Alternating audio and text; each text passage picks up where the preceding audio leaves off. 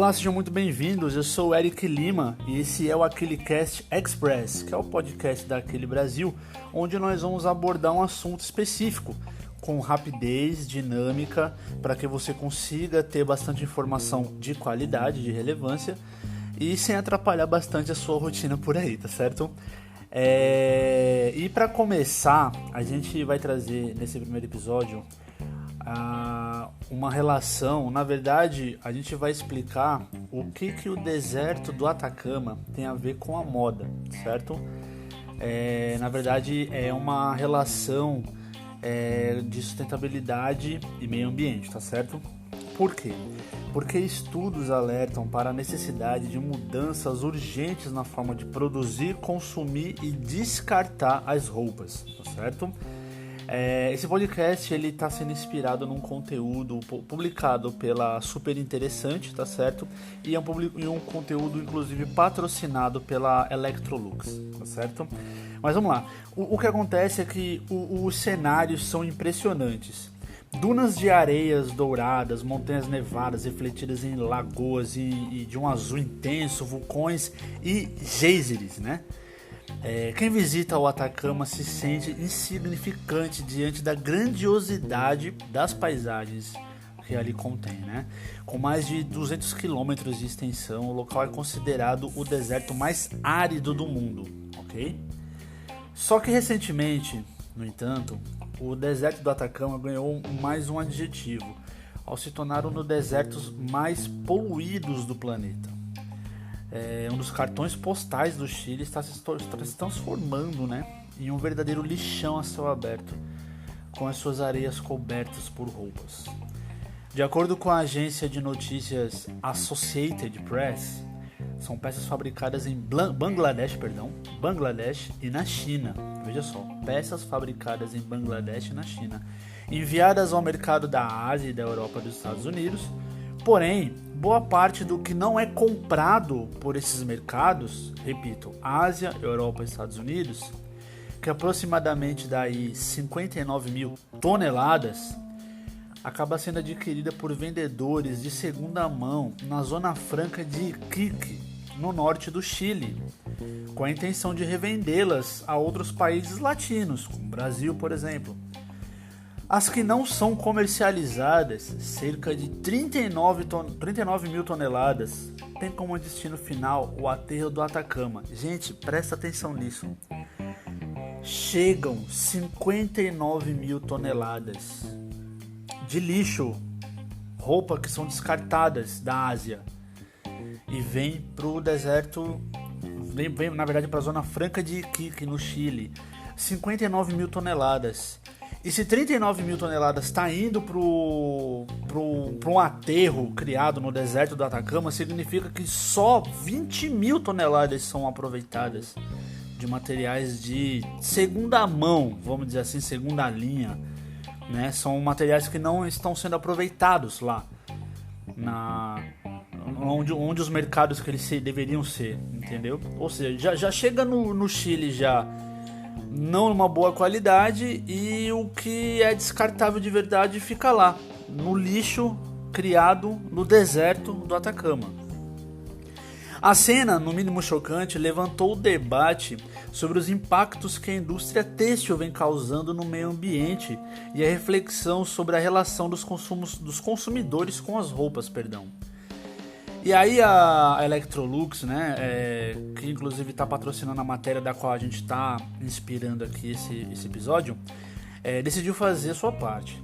Para isso, analisou a fundo as causas e consequências desse desequilíbrio entre produção, compra, uso e descarte das peças e desenvolveu soluções de ponta para uma lavagem eficiente e menos agressiva, de forma a preservar a qualidade dos tecidos e prolongar sua vida útil, ok? Mas vamos lá, os danos ao meio ambiente por conta desse novo consumo de tecido, né? Agências da Organização das Nações Unidas, da ONU, apontam que a indústria da moda é responsável por 8% das emissões globais de gases do efeito estufa. 8%, certo? E se nada for feito para mudar isso, as emissões devem crescer mais de 26% até 2050. Gente, 2050 é só daqui a 27 anos só, viu? Apenas. Segundo a Ellen MacArthur Foundation, até 2050, essa emissão de gases do mercado da moda, né, devem crescer 26%. Ainda de acordo com a fundação, a produção têxtil usa cerca de 93 bilhões de metros cúbicos de água anualmente, o equivalente a 37 milhões de piscinas olímpicas. Já o Instituto Akatu aponta que, para produzir uma única camiseta, são gastos 2.700 litros de água, quantidade suficiente para uma pessoa suprir todas as suas necessidades básicas. Beber, fazer higiene pessoal, cozinhar, enfim, sanitários também, né? Ao longo de 36 dias, veja bem, uma única camiseta gasta 2.700 litros de água que abastece uma pessoa nas necessidades básicas por 36 dias. Vê que absurdo. E os impactos da moda ao meio ambiente não param por aí. Só o tingimento de tecidos polui de 17 a 20% das águas do planeta, conforme apontam os dados revelados pelo jornal britânico The Guardian, certo?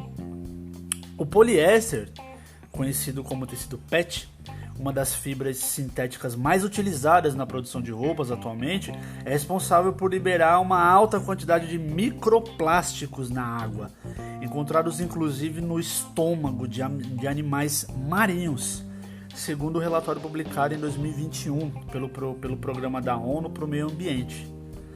Outra fibra artificial bastante utilizada na moda é a viscose. Ela é derivada da celulose, né? E sua produção envolve a derrubada de árvores e florestas nativas, inclusive ameaçadas de extinção, o que inclui a nossa querida Amazônia. De acordo com o estudo Fios da Moda, desenvolvido pelo Instituto Modifica, em parceria com a FGV e a Regenerate Fashion. Veja que coisa, né?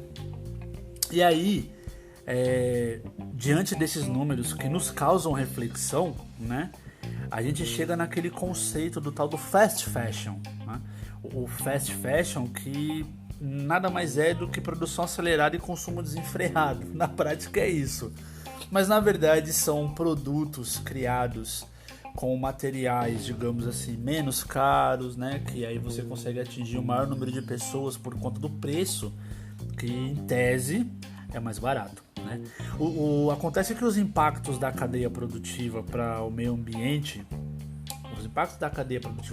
são enormes. Mas a forma com que as roupas são consumidas e descartadas também tem prejudicado e muito o planeta. Se à primeira vista a moda se tornou mais barata e prática, por outro, compramos mais e nem sempre de forma consciente, isso é fato, né?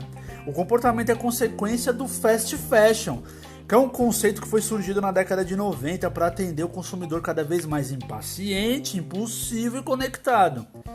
A molecada da geração Y e Z. Basicamente ele funciona da seguinte maneira: as grandes marcas, né, lançam coleções de forma constante e rápida, cerca de 50 coleções por ano, vê que absurdo. E por um baixo custo, que eu falei lá atrás, né? As pessoas, por sua vez, compram desenfreadamente, muitas vezes sem nem pensar se realmente precisam ou gostam daquela peça. É aquela velha história, você vai ali naquela loja de departamento ali, você vai comprar um presente pra alguém, mas você vê uma coisa ali que é legal pra você, você acaba levando. Você nem tem necessidade daquilo, mas achou legal, leva, entendeu? E aí, o pior disso é que pra estar na moda e acompanhar as últimas tendências, né, que mudam em ritmo frenético, as pessoas não só compram, como se desfazem rapidamente das roupas, né? Porque fica fora de moda muito rápido. Para você ter uma ideia, de acordo com o estudo A Verdade sobre a Lavanderia, desenvolvido pela Electrolux, as roupas são usadas em média apenas 10 vezes e descartadas antes do necessário. Antigamente as roupas, a gente usava mais roupas, né? Antigamente você tinha camisa que você, assim, a camiseta estava guardada com você há 10 anos, né? Eu particularmente tenho algumas, mas são específicas, tipo camisetas de time, porque elas se tornam itens de coleção, né? Vê que coisa. E aí, O risco do descarte têxtil é que algumas peças esquecidas no fundo do armário são doadas, é fato. Beleza, a gente faz isso, né? Algumas roupas a gente não usa mais, a gente acaba passando para frente do ano, principalmente em campanhas de inverno. Mas muitas ainda são jogadas no lixo. E, consequentemente, elas são encaminhadas aos aterros sanitários. Somam-se a elas os resíduos da própria indústria têxtil, ou seja, além das roupas que os consumidores jogam, obviamente que vai os descartes da indústria, né? Que para produzir freneticamente, eles acabam desperdiçando muito tecido. São sobras da própria produção e itens que nem chegam a ser comercializados. E olha que tem algumas marcas que ainda faz, a Nike, por exemplo, não sei se ainda faz, mas a Nike fazia muito, vender produtos que eles chamavam de segunda linha, que às vezes saía uma costura saía errada, né? Um tingimento não saía da cor que esperava. Aí eles iam para essa loja que os produtos eram bem mais baratos, entendeu? E não deixava de ser a mesma qualidade da marca, né? E aí, segundo o levantamento da Sharecloth, a indústria da moda global produz 150 bilhões de peças, sendo que pelo menos 30% nem chegam a ser vendidas. De acordo com o relatório A New Textiles Economy, nem sei se eu falei certo, né? Redesign Fashion Future, lançado em 2021 pela Ellen MacArthur Foundation, 73% dos resíduos têxteis são incinerados ou jogados em aterros sanitários, o que equivale a um caminhão de lixo de roupas por segundo. Um caminhão de lixo de roupas, só de roupas, tá? Por segundo. Desse montante, somente 12% vão para reciclagem e menos de 1% é usado para fabricar novas peças, ou seja, não está reciclando, né? O reporte ainda traz outros dados, né, impressionantes. A cada segundo, o equivalente a um caminhão de lixo cheio de sobras de tecido é queimado. Aquela questão do incinerado, né? Liberando mais uma vez gases do efeito estufa ou descartando em aterros sanitários, seja no deserto do Atacama, no litoral de Gana, na África e em tantos outros lugares do mundo, principalmente os países subdesenvolvidos, né? No Brasil o cenário não é diferente, tá? Aqui, de acordo com o relatório do Fios da Moda, quase 9 bilhões de peças são confeccionadas por ano, o que daria em média 42 peças por pessoa, tá? 42 peças por pessoa. O estudo indica ainda que só a cidade de São Paulo gera cerca de 63 toneladas de resíduos têxteis por dia. Na região do Brás, considerado o maior polo de confecção de roupas do país, a quantidade de sobras de produção descartada diariamente equivale a 16 caminhões de lixo por dia. A Associação Brasileira da Indústria Têxtil de Confecção, a ABIT, calcula que no Brasil a indústria da moda gera 175 mil toneladas de resíduos têxteis por ano. As consequências para o meio ambiente são devastadoras. E é fácil entender por quê, né? Porque enquanto as peças de algodão levam 20 anos para se decompor, as confeccionadas com materiais sintéticos, tipo a viscose e o PET, poliéster, podem resistir por até 4 séculos. 4 séculos, 400 anos. Uma peça de sintético pode durar 400 anos. E mesmo a pigmentação dos tecidos também, ela contamina o solo. Ainda tem isso, né? Que a pigmentação também contamina o solo, entendeu? Vamos fazer uma cronologia aqui, né? Como se deu essa questão de consumo de roupa, né? Ritmo de produção, essas coisas. Mas só pra você ter uma ideia, né? Você sabia que o ritmo de produção de roupas praticamente dobrou nos primeiros 15 anos desse século? Falo do século 21, tá certo? E aí vamos à cronologia, tá certo? Entre os anos de 1900 e 1920, isso é o século 20, né?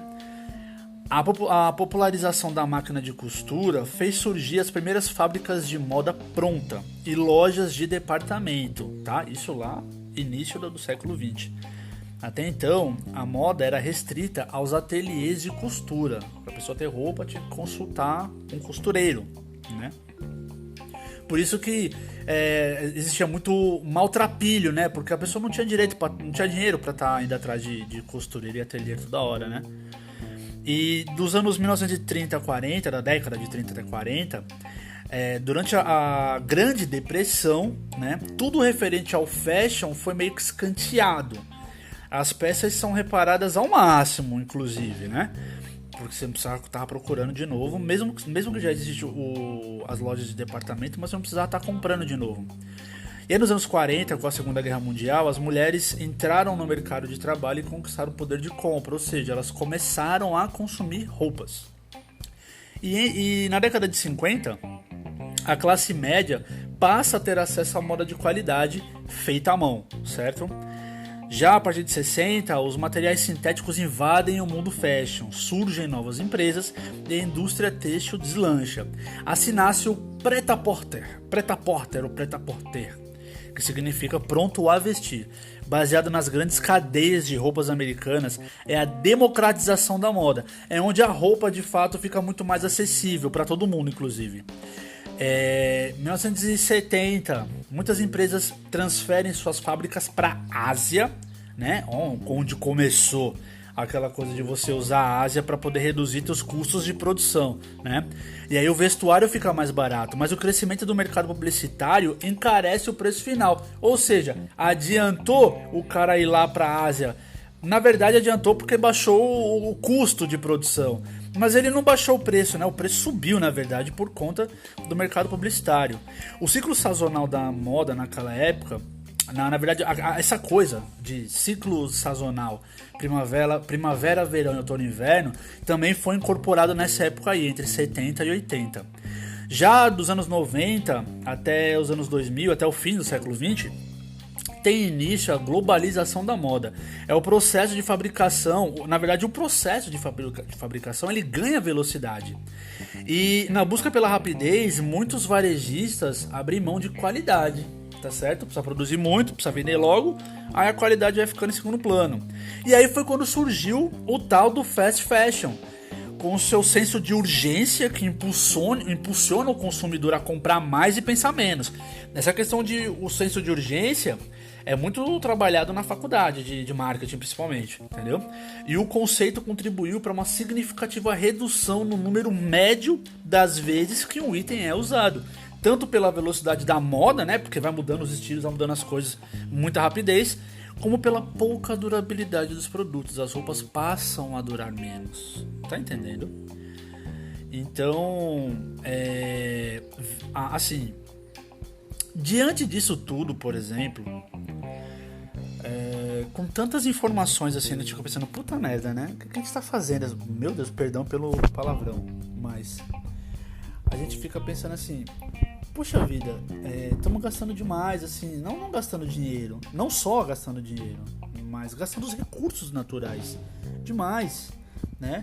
E aí se pensa muito nas soluções para acabar com esse tipo de coisa, e existem alguns caminhos para uma moda sustentável. Aos poucos a indústria têxtil e os consumidores eles vão entendendo a importância da economia circular, ou seja, a adoção de processos e comportamentos mais sustentáveis, seja na produção, no armazenamento, na distribuição, na conservação, até no consumo das roupas, né? A ideia envolve, por exemplo, a eliminação de materiais e processos nocivos ao meio ambiente, a compra mais consciente, óbvio, a busca por alternativas que prolonguem a vida útil das roupas e a reciclagem, acima de tudo. E muitas iniciativas eficientes têm surgido. Vou citar aqui algumas, tá? A Cotton Move, por exemplo, desenvolve tecidos sustentáveis a partir da reciclagem. Além disso, ao adotar um modelo de produção sob demanda, a empresa garante que não haja excesso de estoque, que possa se transformar em desperdício. Vocês sabem que essa questão de não ter estoque é uma tendência, principalmente no mercado digital, tá certo? Na verdade, nos e-commerce, nas lojas virtuais, né? Os produtores, eles é quem estocam, né? Eles produzem, estocam e vão vendendo conforme a demanda, entendeu? Existe também a Renovar Têxtil. ela processa os resíduos têxteis obtidos por meio de logística reversa, transformando-os em novas peças. Basicamente, o material passa por processos como corte, desfibragem, fardamento ou ensacamento para voltar ao mercado na forma de estofamento para travesseiro, pelúcias e mantas acústicas e térmicas. Olha que legal. Já no banco do tecido, outra iniciativa, o sistema circular funciona da seguinte forma: o cliente leva lá até uma de suas unidades, né, as sobras de tecido, que são pesadas e geram um crédito em quilos que pode ser trocado por outros tecidos da loja. Vê que legal! Todos feitos com sobras de produção. Vê que bacana, você leva retalho e traz tecido pronto para trabalhar, para costurar. Isso é muito bacana, né? E a retalhar, os uniformes profissionais doados por empresas são transformados em cobertores distribuídos para pessoas em situação de rua. Vê que maravilhoso, cara. Vê que maravilhoso. Desde a sua criação, já foram reciclados 274 mil quilos de uniformes, o equivalente a 861 mil peças, confeccionando mais de 90 mil cobertores, e 34 mil produtos personalizados. Então, assim, gente, por mais que a indústria esteja ali maltratando o meio ambiente com a produção desenfreada, com visão apenas de aumentar seus lucros, vão surgindo iniciativas que elas têm como objetivo cuidar do meio ambiente apenas. E cuidar do meio ambiente não é só você cuidar da natureza, a mãe natureza, não, cara. Você ajudar pessoas em situação de risco, em situação de vulnerabilidade, de certa forma você também está contribuindo para o meio ambiente, porque o meio ambiente é simplesmente onde a gente vive, cara. Entendeu?